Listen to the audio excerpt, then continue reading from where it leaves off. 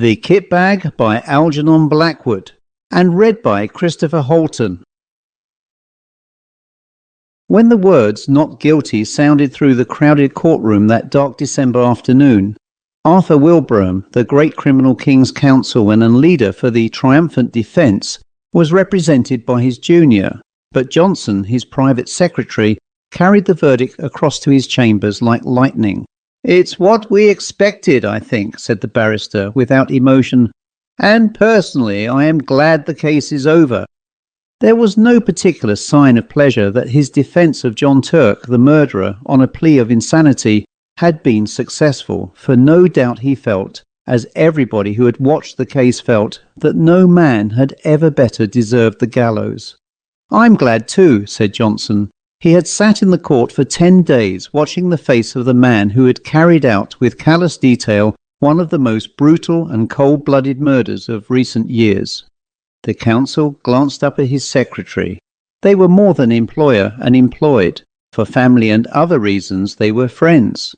"Ah, I remember, yes," he said with a kind smile. "And you want to get away for Christmas? You're going to skate and ski in the Alps, aren't you? If I was your age, I'd come with you." Johnson laughed shortly. He was a young man of 26 with a delicate, almost girlish face. "I can catch the morning boat now," he said.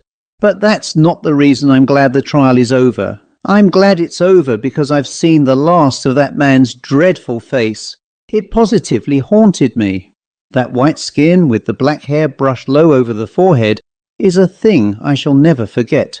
And the description of the way the dismembered body was crammed and packed with lime into that—" "Don't dwell on it, my dear fellow," interrupted the other, looking at him keenly.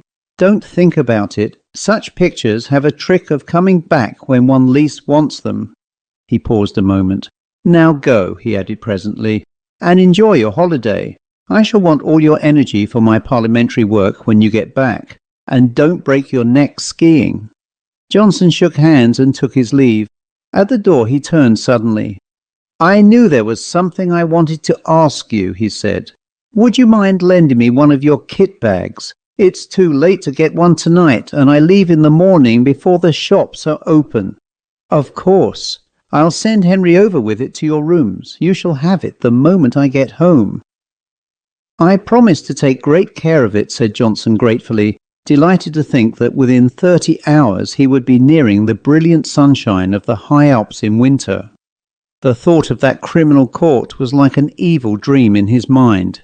He dined at his club and went on to Bloomsbury, where he occupied the top floor in one of those old gaunt houses in which the rooms are large and lofty. The floor below his own was vacant and unfurnished, and below that were other lodgers whom he did not know.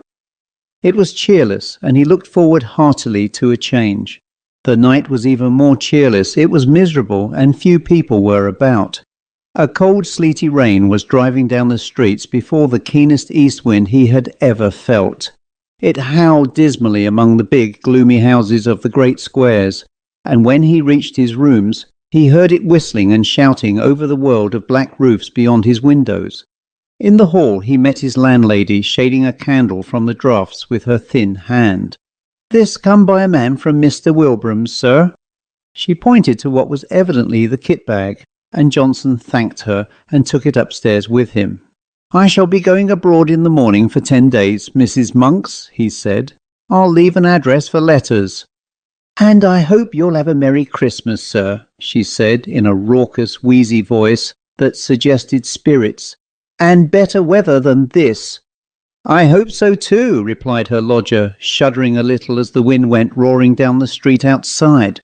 When he got upstairs, he heard the sleet volleying against the window panes. He put his kettle on to make a cup of hot coffee, and then set about putting a few things in order for his absence.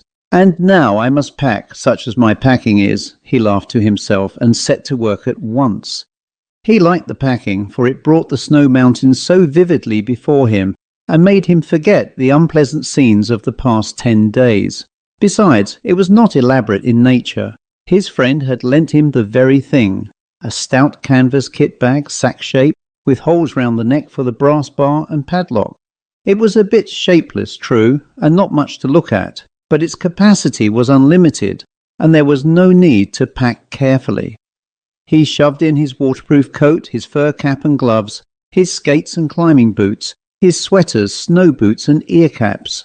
And then on the top of these he piled his woolen shirts and underwear, his thick socks, puttees and knickerbockers. The dress suit came next, in case the hotel people dressed for dinner. And then, thinking of the best way to pack his white shirts, he paused a moment to reflect. That's the worst of these kit bags, he mused vaguely, standing in the centre of the sitting room, where he had come to fetch some string. It was after 10 o'clock. A furious gust of wind rattled the windows as though to hurry him up, and he thought with pity of the poor Londoners whose Christmas would be spent in such a climate, whilst he was skimming over snowy slopes in bright sunshine, and dancing in the evening with rosy-cheeked girls. Ah, that reminded him. He must put in his dancing pumps and evening socks. He crossed over from his sitting room to the cupboard on the landing where he kept his linen, and as he did so he heard someone coming softly up the stairs. He stood still a moment on the landing to listen. It was Mrs. Monks's step, he thought. She must be coming up with the last post. But then the steps ceased suddenly, and he heard no more.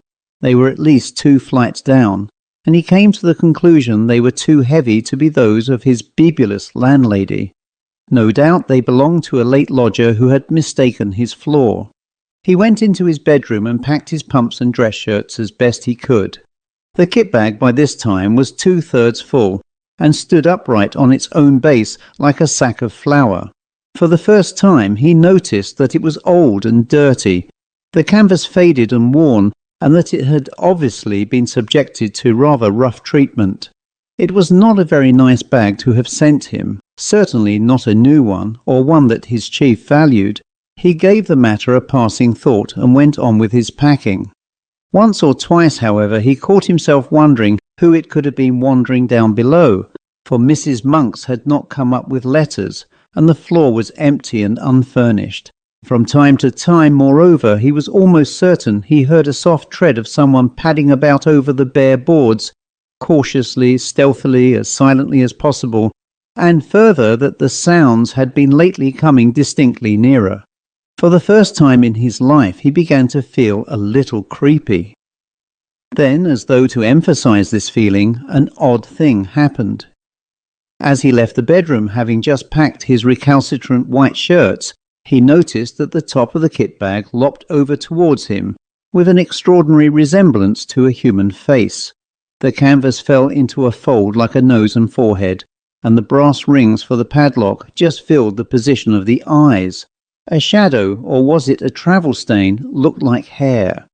It gave him rather a turn, for it was so absurdly, so outrageously like the face of John Turk, the murderer.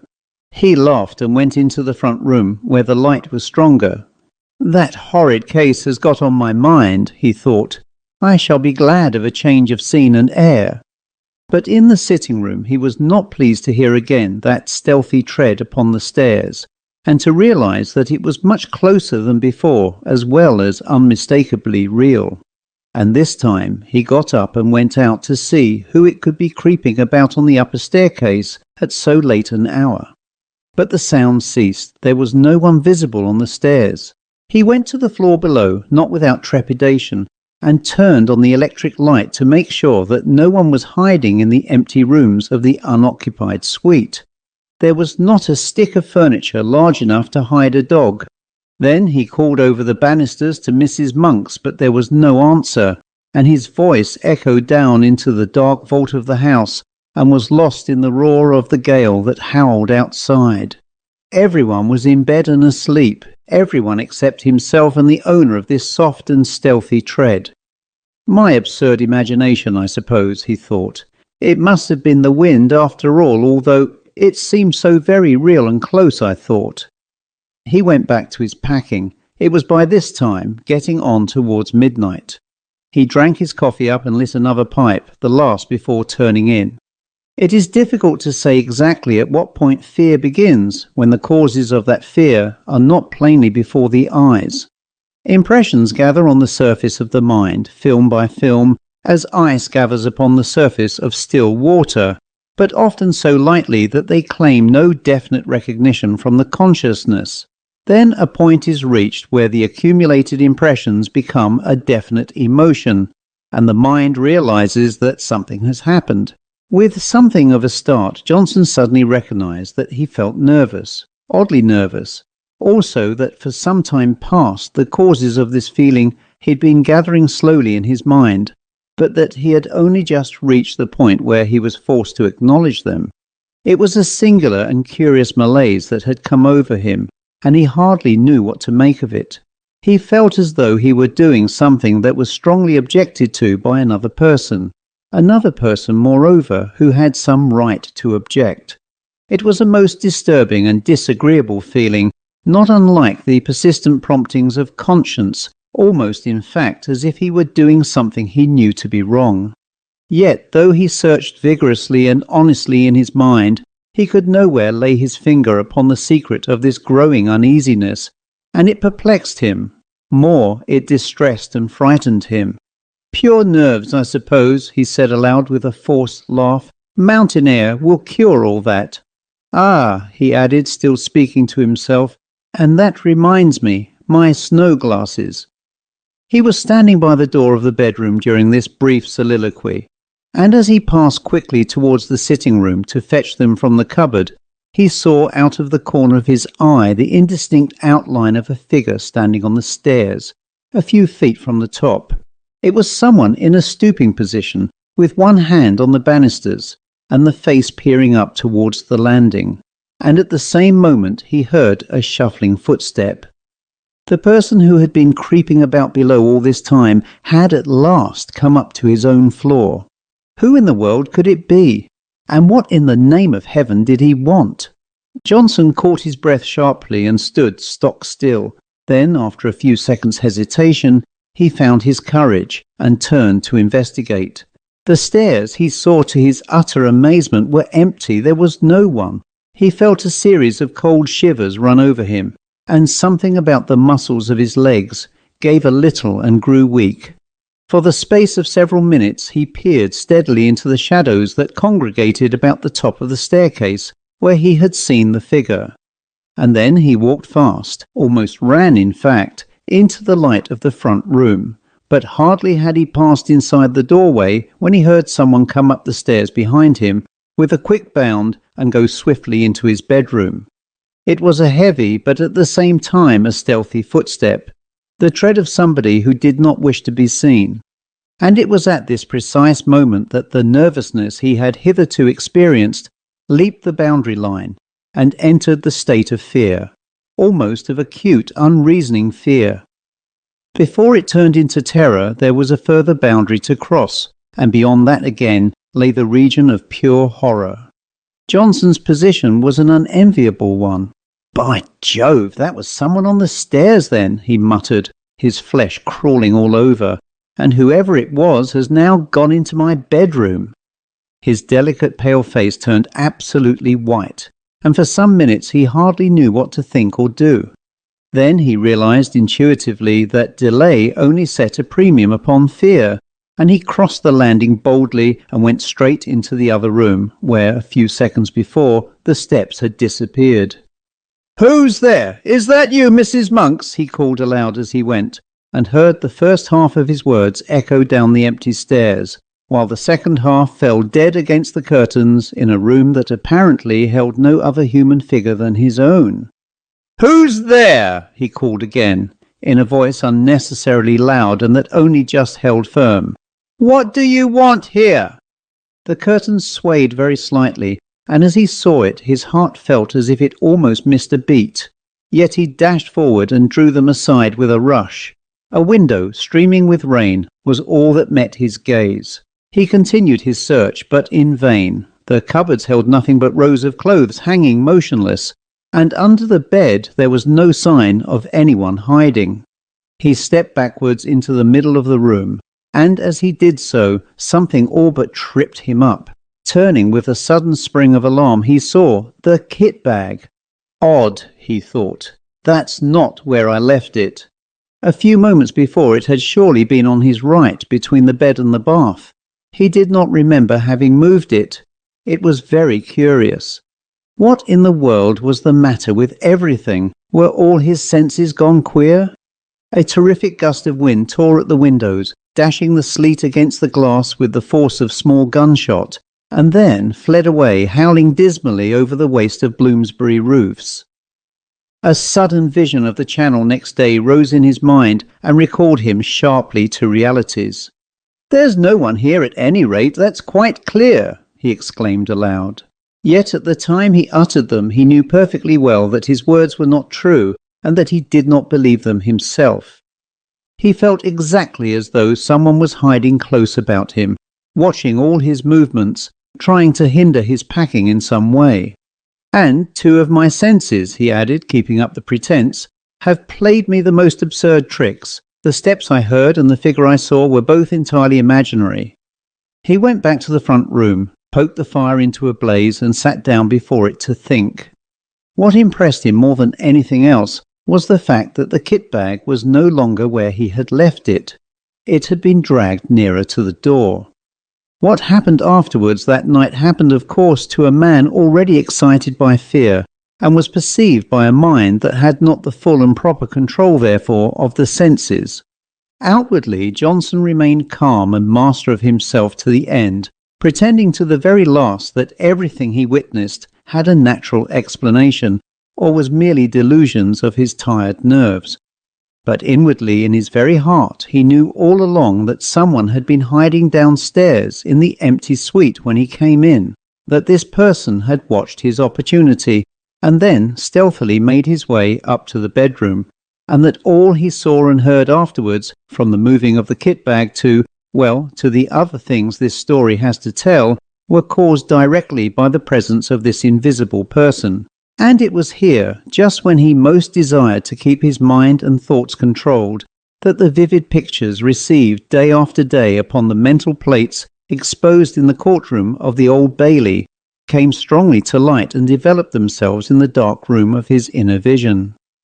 Unpleasant, haunting memories have a way of coming to life again, just when the mind least desires them. In the silent watches of the night, on sleepless pillows, during the lonely hours spent by sick and dying beds. And so now, in the same way, Johnson saw nothing but the dreadful face of John Turk, the murderer, lowering at him from every corner of his mental field of vision, the white skin, the evil eyes, and the fringe of black hair low over the forehead. All the pictures of those 10 days in court crowded back into his mind unbidden and very vivid. "This is all rubbish and nerves," he exclaimed at length, springing with sudden energy from his chair. "I shall finish my packing and go to bed. I'm overwrought, overtired. No doubt at this rate I shall hear steps and things all night." But his face was deadly white all the same. He snatched up his field glasses and walked across to the bedroom, humming a music-hall song as he went, a trifle too loud to be natural. And the instant he crossed the threshold and stood within the room, something turned cold about his heart, and he felt that every hair on his head stood up. The kit bag lay close in front of him, several feet nearer to the door than he had left it, and just over its crumpled top he saw a head and face slowly sinking down out of sight, as though someone were crouching behind it to hide. And at the same moment a sound like a long-drawn sigh was distinctly audible in the still air about him between the gusts of the storm outside. Johnson had more courage and willpower than the girlish indecision of his face indicated, but at first such a wave of terror came over him that for some seconds he could do nothing but stand and stare. A violent trembling ran down his back and legs, and he was conscious of a foolish, almost hysterical impulse to scream aloud. That sigh seemed in his very ear, and the air still quivered with it. It was unmistakably a human sigh. "Who's there?" he said at length, finding his voice, but though he meant to speak with loud decision, the tones came out instead in a faint whisper, for he had partly lost the control of his tongue and lips. He stepped forward so that he could see all round and over the kit bag. Of course there was nothing there, nothing but the faded carpet and the bulging canvas sides. He put out his hands and threw open the mouth of the sack where it had fallen over, being only 3 parts full, and then he saw for the first time that round the inside, some 6 inches from the top, there ran a broad smear of dull crimson. It was an old and faded blood stain. He uttered a scream and drew back his hands as if they had been burnt. At the same moment the kit bag gave a faint but unmistakable lurch forward towards the door. Johnson collapsed backwards, searching with his hands for the support of something solid, and the door, being further behind him than he realized, received his weight just in time to prevent his falling, and shut to with a resounding bang. At the same moment the swinging of his left arm accidentally touched the electric switch, and the light in the room went out. It was an awkward and disagreeable predicament, and if Johnson had not been possessed of real pluck, he might have done all manner of foolish things. As it was, however, he pulled himself together and groped furiously for the little brass knob to turn the light on again. But the rapid closing of the door had set the coats hanging on it a-swinging, and his fingers became entangled in a confusion of sleeves and pockets, so that it was some moments before he found the switch. And in those few moments of bewilderment and terror, 2 things happened that sent him beyond recall over the boundary into the region of genuine horror. He distinctly heard the kit bag shuffling heavily across the floor in jerks, and close in front of his face sounded once again the sigh of a human being. In his anguished efforts to find the brass button on the wall, he nearly scraped the nails from his fingers. But even then, in those frenzied moments of alarm, so swift and alert are the impressions of a man keyed up by a vivid emotion, he had time to realize that he dreaded the return of the light, and that it might be better for him to stay hidden in the merciful screen of darkness. It was but the impulse of a moment, however, and before he had time to act upon it, he had yielded automatically to the original desire, and the room was flooded again with light. But the second instinct had been right. It would have been better for him to have stayed in the shelter of the kind darkness, for there, close before him, bending over the half-packed kit bag, clear as life in the merciless glare of the electric light, stood the figure of John Turk, the murderer. Not 3 feet from him the man stood. The fringe of black hair marked plainly against the pallor of the forehead, the whole horrible presentment of the scoundrel, as vivid as he had seen him, day after day in the Old Bailey when he stood there in the dock, cynical and callous, under the very shadow of the gallows. In a flash Johnson realized what it all meant: the dirty and much-used bag, the smear of crimson within the top, the dreadful stretched condition of the bulging sides. He remembered how the victim's body had been stuffed into a canvas bag for burial, the ghastly dismembered fragments forced with lime into this very bag, and the bag itself produced as evidence. It all came back to him as clear as day. Very softly and stealthily his hand groped behind him for the handle of the door, but before he could actually turn it, the very thing that he most of all dreaded came about, and John Turk lifted his devil's face and looked at him. At the same moment that heavy sigh passed through the air of the room, formulated somehow into words, "It's my bag, and I want it." Johnson just remembered clawing the door open, and then falling in a heap upon the floor of the landing as he tried frantically to make his way into the front room. He remained unconscious for a long time, and it was still dark when he opened his eyes and realized that he was lying, stiff and bruised, on the cold boards. Then the memory of what he had seen rushed back into his mind, and he promptly fainted again. When he woke the second time, the wintry dawn was just beginning to peep in at the windows, painting the stairs a cheerless, dismal grey, and he managed to crawl into the front room and cover himself with an overcoat in the armchair, where at length he fell asleep. A great clamour woke him.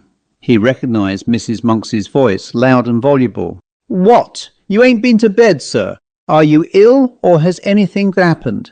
And there's an urgent gentleman to see you, though it ain't 7 o'clock yet, and—" "Who is it?" he stammered. "I'm all right, thanks. Fell asleep in my chair, I suppose." "Someone from Mr. Wilbraham's, and he says he ought to see you quick before you go abroad, and I told him—" "Show him up, please, at once," said Johnson, whose head was whirling, and his mind was still full of dreadful visions. Mr. Wilbraham's man came in with many apologies and explained briefly and quickly that an absurd mistake had been made, and that the wrong kit bag had been sent over the night before. Henry somehow got hold of the one that came over from the courtroom, and Mr. Wilbraham only discovered it when he saw his own lying in his room, and asked why it had not gone to you, the man said. "Oh," said Johnson stupidly, "and he must have brought you the one from the murder case instead, sir, I'm afraid," the man continued, without the ghost of an expression on his face. "The one John Turk packed the dead body in. Mr. Wilbraham's awful upset about it, sir, and told me to come over first thing this morning with the right one, as you were leaving by the boat." He pointed to a clean-looking kit bag on the floor, which he had just brought. "And I was to bring the other one back, sir," he added casually. For some minutes Johnson could not find his voice. At last he pointed in the direction of his bedroom. "Perhaps you would kindly unpack it for me. Just empty the things out on the floor." The man disappeared into the other room and was gone for 5 minutes. Johnson heard the shifting to and fro of the bag and the rattle of the skates and boots being unpacked. "Thank you, sir," the man said, returning with the bag folded over his arm. "And can I do anything more to help you, sir?" "What is it?" asked Johnson, seeing that he still had something he wished to say. The man shuffled and looked mysterious. "Beg pardon, sir, but knowing your interest in the Turk case, I thought you'd maybe like to know what's happened." "Yes."